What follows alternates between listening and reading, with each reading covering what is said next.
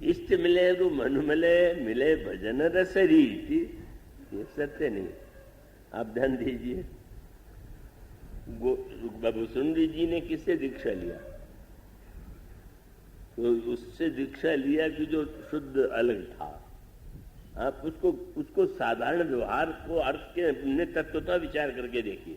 भुसुंडी जी सर्वत्र मुनियों के आश्रम में जाते थे और मुनियों के आश्रम में अपनी जिज्ञासा प्रकट करते थे, पर मुनियों के द्वारा जब निर्गुण निराकार ब्रह्म का उपदेश दिया जाता था कि यही पूछो सही मुनि अस कही, ईश्वर सर्वभूतमय आई।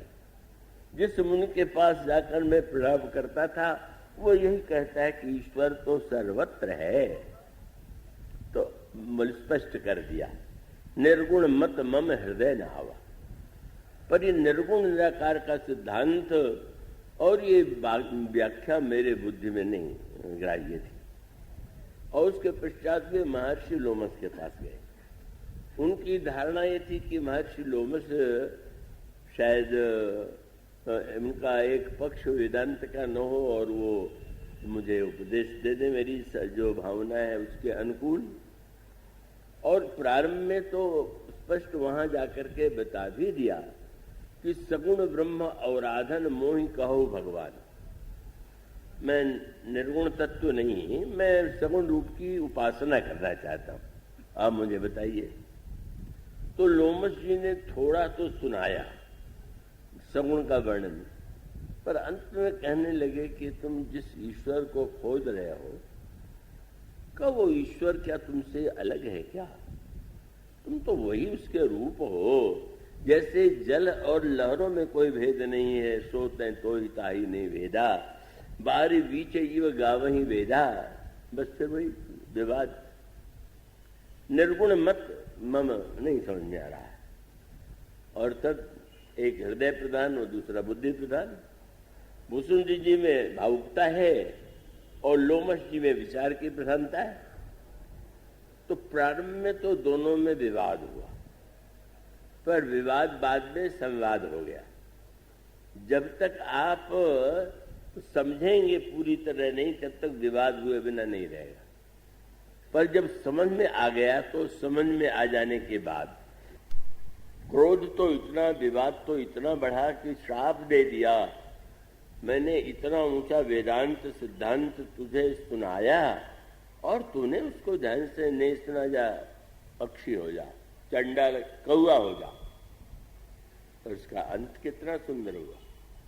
और अंत यही था कि अंत में उसको सुन करके जब उन्होंने देखा कि भुसुंडी का उस समय मनुष्य ब्राह्मण का शरीर छोड़ करके कौवे के रूप में बदल गए और वे महर्षि के चरणों में गिरे और जाने लगे, तब लोमस जी को बड़ा पश्चाताप हुआ और बुला करके फिर उन्होंने दीक्षा दी।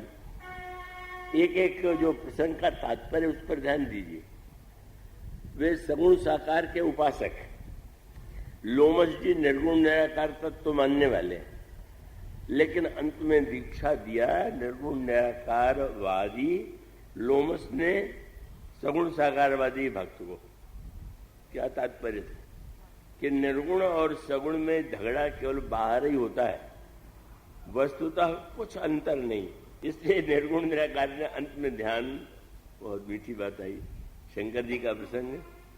शंकर जी पार्वती से कहते हैं बंदो बाल रूप से रामू, और तब महर्षि लोमस तो शंकर जी के ही शिष्य हैं। तो महर्षि लोमस ने श्री भुसुंडी जी को ध्यान करने की विधि बताई। और ध्यान करने की विधि किसकी बताई? बोले बालक रूप राम कर ध्याना, तब मोहि सन का कृपा निधाना। श्री राम का जो बालक रूप है, जिस तरह से दशरथ के आंगन में क्रीड़ा करते हैं, तुम वही ध्यान करो। आपने इसके तात्पर्य विचार करके देखा? ये नहीं कि वेदांत और भक्ति और निर्गुण और सगुण परस्पर विरोधी है। वस्तु तो लगता है, लेकिन अंत तो स्पष्ट हो जाता है कि ज्ञान और भक्ति जो है, जैसे आपका हृदय और मस्तिष्क का एक दूसरे का विरोधी होता है क्या? आपके शरीर में मस्तिष्क होना ठीक होना चाहिए हृदय ठीक होना चाहिए भाई। दोनों तो बनावट दोनों की अलग अलग। मस्तिष्क की रचना अगर देखें तो अलग प्रकार की है और हृदय की बनावट अलग प्रकार की है, लेकिन दोनों ही तो इसके एक पूरक है। अगर हृदय काम कर रहा हो और मस्तिष्क काम न करे तो पागल। पागल कौन है? पागल वो है कि वह स्वस्थ है, शरीर में हृदय रक्त का संचार ठीक ठीक हो रहा है, पर सोचने की शक्ति मिट गई है तो कहेंगे पागल। और अगर वैसे विचार करके देखें तो अगर हृदय कार्य करना ही बंद कर दे तब तो मृत्यु हो जाएगी। और इसलिए मानो हृदय और मस्तिष्क अगर आपके शरीर में परस्पर पूरक है और दोनों की आवश्यकता है तो निर्गुण और सगुण, ज्ञान और भक्ति, यह जो परस्पर चाहे जिस रूप में भिन्नता दिखाई देती है उनको विरोधी मत मानिए, उनको परस्पर एक दूसरे का पूरक मानिए। और इसलिए बस आनंद लेने की पद्धति, रुचि अलग अलग है और रुचि के अलग होने का तात्पर्य क्या है? और बड़ी मीठी मीठी बातें आती है। दीक्षा तो लिया लोमस जी से, लेकिन जब प्रभु का श्री अवध में प्राकट्य हुआ तो उस समय भगवान शिव की शक्ति जो थी वो देवी सती थी। भगवान शंकर को लगा कि अगर मैं सती जी से कहूंगा कि ब्रह्म का जन्म हुआ है तो यहां तो तर्क वितर्क और विरोध ही प्रारंभ हो जाएगा, आनंद कैसे आवेगा? किसको साथ लिया? वर्णन आता है ये वसुंधरा जी को उन्होंने बुलवाया, चलोगे मेरे साथ? बस यही सामंजस्य, भगवान शंकर के साथ वसुंधरा जी। और वो कहते हैं, स्वयं वर्णन करते हैं, काग वसुंधरी संग हम दो और मनुष्य रूप जानहि नहीं को, परमानंद प्रेम सुख फूले, बीथिन फिरहि मगन मन फूले, यह शुभ चरित जान पै सोई, कृपा राम की जा पर हो। मान लीजिए मिट्टी के बर्तन में कोई वही पदार्थ पीने को मिल रहा है, चांदी का बर्तन हो, सोने का बर्तन हो, तो बर्तन की भिन्नता से पीने का पदार्थ यदि एक ही है तो फिर उसका क्या अर्थ? मानो इतना दोनों को आनंद आया और आनंद आने के बाद बहुत सुंदर गीतावली में गोस्वामी जी प्रसंग करते हैं, इतने से संतोष नहीं हुआ। अभी भीतर तो महल में जा नहीं सकते, वहां तो स्त्रियां ही केवल जा रही हैं जहां जन्म हुआ है। अब जब श्री राम बड़े हो गए तो गीतावली रामायण पढ़िए, उसमें गोस्वामी जी कहते हैं अब दोनों क्या करते हैं कि दोनों जो है, अरे भाई चलो बन गए ज्योतिषी। ये ज्योतिष शास्त्र बड़ा आकर्षक है। एक व्यक्ति ने तो कहा कि हमें बैठने की जगह न मिले तो मैं हस्तरेखा देखने लगता हूँ और लोग जगह खाली कर देते हैं कि हमारा भी हाथ देख लीजिए। तो बोले भाई अब भीतर पहुंच करके राम का दर्शन करने का सबसे बढ़िया उपाय यही है कि आओ ज्योतिषी बन जाए और मैं बन जाऊंगा बूढ़ा ज्योतिषी और तुम जवान, या इस तरह से शिष्य के रूप में तुम चलना। और गोस्वामी जी कहते हैं दोनों जो है, दोनों के तत्वतः विचार का तात्विक रूप में एक होते हुए भी अलग अलग है। और अब क्या वो पद्धति, मानो एक ऐसा रूप दे दिया गया कि अयोध्या के महल में कैसे प्रवेश मिलेगा और राम की हस्त रेखा देखने का क्या उपाय है। तो वो सीधा उपाय यही था कि अयोध्या महल की जो दासियां थीं उनके घर में बिना निमंत्रण के बोल गए और बच्चों का हाथ देख करके ऐसा फल बताने लगे कि शोर मच गया कि बड़े भारी ज्योतिषी आए हुए। ऐसे ज्योतिषी तो कभी और थे ही नहीं यहाँ पर। और वो स्वाभाविक था कि दासियां जाकर के कौशल्या अम्मा से कहती हैं, अवध आज आगम एक आयो। आज अयोध्या में कैसा है? बोलो बूढ़ो बड़ो प्रमाणिक ब्राह्मण वृद्ध हैं, बड़े प्रामाणिक। नाम क्या है? बोले शंकर नाम सुनायो। शंकर जी ने रूप तो बदल दिया पर नाम नहीं बदला। क्यों? बोले प्रभु ने भी अवतार लेने में रूप बदल दिया, नाम तो नहीं बदला ना। तो हम भी नाम नहीं बदलते, रूप बदल लेते हैं और उसके बाद फिर हाथ देख करके जो दिव्य फल बताते हैं, वर्णन करते हैं ऐसा अद्भुत, और उसके पश्चात भाव से यही कहते हैं कि अरे इस बालक का बड़ा कल्याणकारी है, पर कुछ न कुछ कमी तो होती है। इसके पैर में कोई रेखा है, अगर इसको मैं अपने सिर से छुला दूं तो वो दोष मिट जाएगा। ये एक पद्धति। और बालक को गोद में दिया, मां को लगा कि अब ब्राह्मण सिर से लगावे तो बड़ा नहीं कोई बात नहीं, वो तो मैं स्वयं उसको स्वीकार कर रहा हूं। बड़े आनंदित हो गए। लेकिन उसके बाद अब दोनों में गुरु शिष्य में भेद दिखाई पड़ा। मनोरस की पद्धति जो है वो अलग अलग। तत्व तो एक ही है, बालक रूप राम कर ध्यान, पर बालक रूप से अर्थ लेना, उसका रस लेना, उसकी पद्धति अलग है। अब भुसुंडी जी ने कहा महाराज आपने तो ज्योतिषी बन के बड़ा आनंद ले लिया, गोद में भी ले लिया और सिर से भी उनका मस्तक छुला लिया, तो मुझे आज्ञा दीजिए कि अब मैं आपसे आज्ञा लूं, क्या करोगे? बोले अब मैं ये न ज्योतिषी बनूंगा न ब्राह्मण बनूंगा, कौवे रहूंगा और कौवा बन करके इस बालक के साथ खेलूंगा।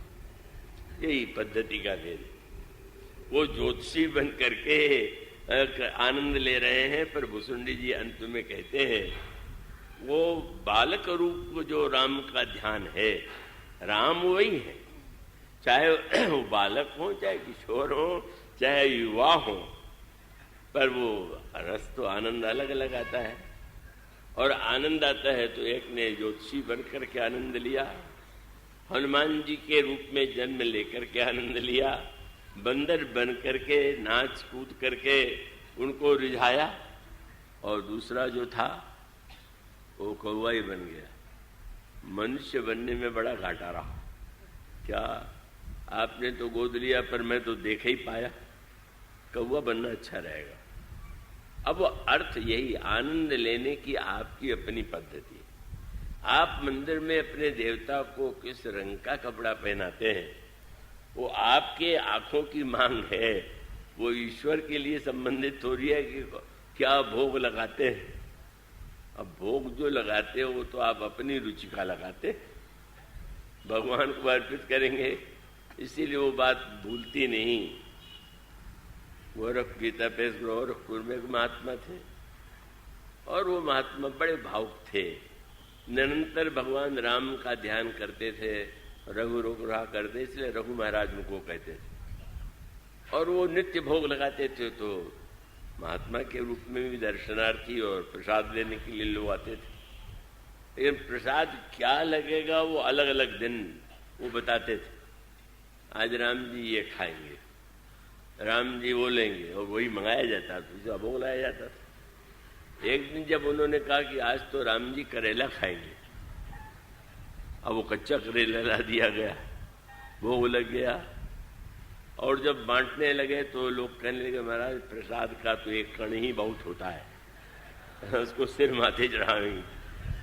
तो हम लोगों को तो हलवे वाला प्रसाद चाहिए, वो करेले वाला प्रसाद तो अच्छा नहीं लगेगा। लेकिन कभी कभी कड़वा फल भी देता है जीवन में, कभी मीठा फल भी देता है। अब आप भक्त होंगे तो करेले को भी उतना स्वाद लेकर के खाएंगे। तो मानो आनंद लेने के लिए तो हम अपनी रुचि का प्रयोग करते हैं, पर वो रुचि का प्रयोग वो आपके सदा अनुकूल नहीं होता। ऐसा ग्रंथ लिखा ही नहीं गया कि जो वेदांत की दृष्टि से भी इतना निगूढ़ हो और भक्ति भावना की दृष्टि से भी इतना रसमय हो, इतना रहस्यमय। तो कैसी अनोखी पद्धति है। राम बालक है। अब ये जो राम का बालकत्व है दो रूपों में। एक और शंकर जी वंदना करते हैं, झूठो सत्य जाहि बिनु जाने, जिमे भुजंग बिनु रजु पहचाने। जय जाने जग जाई हेराई, जागे जथा सपन भ्रम जाई, बंदो बाल रूप सो राम। बोले राम को देखने का परिणाम ये होता है, जानने का परिणाम ये होता है कि ये संसार है कि संसार सत्य है कि असत्य है, क्या है, इसको लेकर तर्क करने से क्या लाभ। यही जाने जग जाई हेराई, जिसको जान लेने पर संसार दिखाई देना ही बंद हो जाता है, हो जाता है, केवल राम ही राम दिखाई देते हैं। यही मानो ईश्वर की समग्रता का संकेत। यह व्याख्या और उनके लिए कितना मधुर संबंध आता है। वो 5 वर्ष तक इसीलिए लोमस जी ने जो शाप दिया, और जब वो उड़कर जाने लगे तो लोमस जी ने बुला के पूछा, तुम्हें कौवा मैंने कह दिया, तुम घबरा करके तुमने मुझसे ये नहीं कहा कि महाराज अपराध क्षमा हो। तो उन्होंने कहा महाराज आपने क्रोध किया कि आपने दया किया? मैं श्री राम का दर्शन करना चाहता था। ब्राह्मण के रूप में अगर मैं दर्शन करने जाता तो जाना पड़ता पैदल, फिर वहां पर अयोध्या में अनुमति लेनी पड़ती द्वारपाल की, या वशिष्ठ जी से कहना पड़ता कि उपाय करिए कि बालक का दर्शन करें। आपने कौवा कितना बढ़िया बना दिया कि कौवा महल में किसी से पूछ के थोड़ी जाता है कि जाए कि ना जाए। आपने तो मार्ग की बाधा ही नष्ट कर दिया। आपने इतना आनंद दिया कि अब अगर ब्राह्मण बने रहते तो क्या भगवान अपना जूठा खिला सकते थे? लेकिन लरिकाई जह जह फिरही तह तह संग उड़ाऊं, और जूठन गिरई अजरमा सुई उठाए मैं खाऊं। भगवान का जो जूठन गिरता है उसको उठा के खाते हैं। मानो आनंद वही है बालक राम, पर आनंद लेने की पद्धति है। एक बानर बन करके उस लीला का आनंद ले रहा है, और एक कौवे के रूप में भगवान के साथ खेल रहा है, और वो दोनों का जो आनंद है। अब वो बालक राम के प्रसंग में जो बात कल कही गई कि खेल खेल में ही भक्त को भगवान वेदांत का ज्ञान भी दे देते हैं। भक्त चाहे अथवा न चाहे, लेकिन कहते हैं भाई अब तुम्हारी तो भावना हो गई पूरी, अब उसको भी तो तुम्हें समझना चाहिए। इसीलिए प्रसंग आता है कि जब वो बालक राम के साथ खेल रहे तो प्रभु श्री राम का जो जूठन गिरता है वही लेते हैं।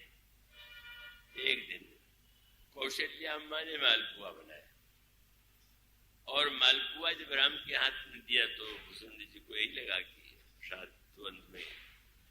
और एक नई बात हुई, नित्य जो जूठन गिरता था वो तो खाते थे, उस दिन भगवान ने मालपुआ दिखाया। अरे आज तो निमंत्रण मिला, आज बड़ा विलक्षण सब हो जाए। लेकिन जब वो मालपुआ लेने के लिए गए तो हाथ खींच लिया। भगवान देते हैं तो बहुत अच्छा लगता है, तो जब हाथ खींच लेते हैं तो बड़ा गड़बड़ लगने लग जाता है। तो अब वो तो भी दूर चले गए, और जब चले गए तो भगवान ने फिर से मालपुआ दिखा दिया। इस तरह से 10-5 बार जो मालपुआ दिखाया हो जाए, मालपुआ दिखाया और आते जाते रहे, अंत में बड़ा बुरा लग गया। बोले मालपुए का टुकड़ा देने में इतनी देर क्या ही कर रहे, ना रहा मैं। जो भगवान ने कहा रोज तो तुम्हें वही प्रसाद मिलता था, अब आज मालपुए के स्थान पर मैं कुछ और देना चाहता हूँ, अब उसका भी तो आनंद लो। तब वो जो प्रसंग है आपने अवश्य पढ़ा होगा, जिससे वेदांत से लोग जी भागते हैं। भगवान उन्होंने ईश्वर बोले ऐसा तो मालपुआ देने को कह के बुलावे और न दे, मैं क्या करूं? भागे। स्वयं मुसुंड जी गरुड़ को सुना रहे, तब मैं भागी चला उरगारी, और तब राम गहन कहा भुजा प्रसादी। कहा जाओगे भाग करके? भाग रहे हैं तो भगवान ने भुजा फैला दिया, और जिमी जिमी दूरी उड़ाऊं आकाशा, तह तह प्रभु भुज देखो पासा।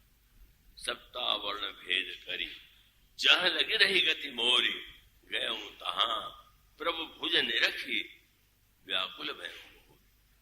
जहां जाते हैं प्रभु की भेजा।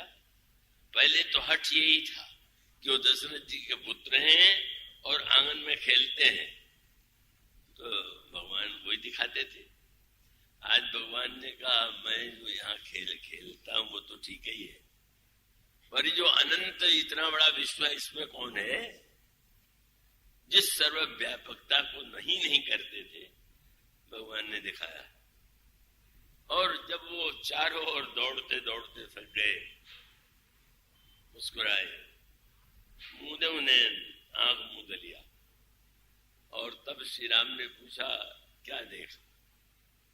बोले प्रभु पहले तो ये मानता था कि आप केवल अयोध्या में दशरथ जी के पुत्र हैं, पर अब समझ में आया कि पुत्र बन दिखाई देते हैं पर आप तो सर्वत्र निवास करते हैं। भगवान ने कहा आधे खेल में दूसरा वेदांत भी देख लो। क्या हंसे, और ऐसा मुंह खोल के हंसे कि भुसुंड जी मुंह के द्वारा पेट में चले गए। और जब गए तो उन्होंने भगवान के उदर में राम उदर देखे जगन आना, देखत बनई न जात बखाना, अनगिनत ब्रह्मांड राम के उदर में दिखाई दे रहा। अब आप इसकी जितनी तात्विक इसकी व्याख्या समझ सके तो सीमा दिखाई जो देता है वो सत्य है, जो दिखलाया जाता है वो सत्य है, कि वस्तुतः सत्य इससे कुछ परे है। इन सब का दर्शन किया था। भगवान ने यह दिखाया कि मैं सर्वत्र हूं, पर अब भगवान ने कहा ये तो पहली कक्षा थी कि केवल मैं दशरथ के आंगन में रहता हूं, बिल्कुल ठीक। दशरथ के आंगन में मुझे देखते हो तभी तो खेलने का आनंद लेते हो, लेकिन इस बात को मत भूलो कि इस आंगन में खेलने के लिए तुम्हारे साथ में हूं, मैं सर्वव्यापक। और कहा कि नहीं, सर्वव्यापक में भी कमी रह जाएगी। क्या कि सारे संसार में हूं तो संसार जितना बड़ा होगा उतना बड़ा मैं हूं? नहीं, ये ब्रह्मांड के भीतर मैं नहीं हूं, ब्रह्मांड ही मुझसे मेरे भीतर है। और वो जब राम के उदर में घूमने लगे तो ऐसा अद्भुत दृश्य देखा, हर एक अनेक ब्रह्मांड, उसमें बालक राम, और उसमें सबसे बड़ा आश्चर्य क्या कि जहां देखा वहां अयोध्या है, जहां देखा आंगन है, बालक राम है, लेकिन नई बात देखी वहां एक एक काग मुसुंडी भी है। अरे मैं तो समझ बैठा था कि विश्व में मैं ही एक मुसुंडी हूं, यहाँ तो अनगिनत मुसुंडे हैं। और यह दृश्य देखने के पश्चात कितने वर्ष तक पेट में घूमते रहे? 101 कल्प तक।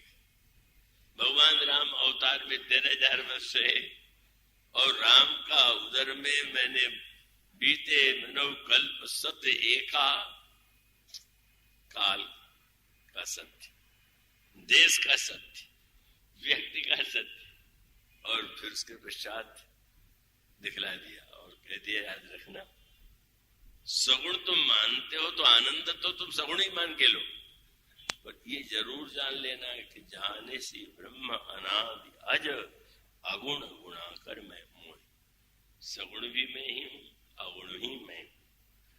तुम ब्रह्म के रूप में जानो, जानने के बाद फिर तुम क्रीड़ा का आनंद लो।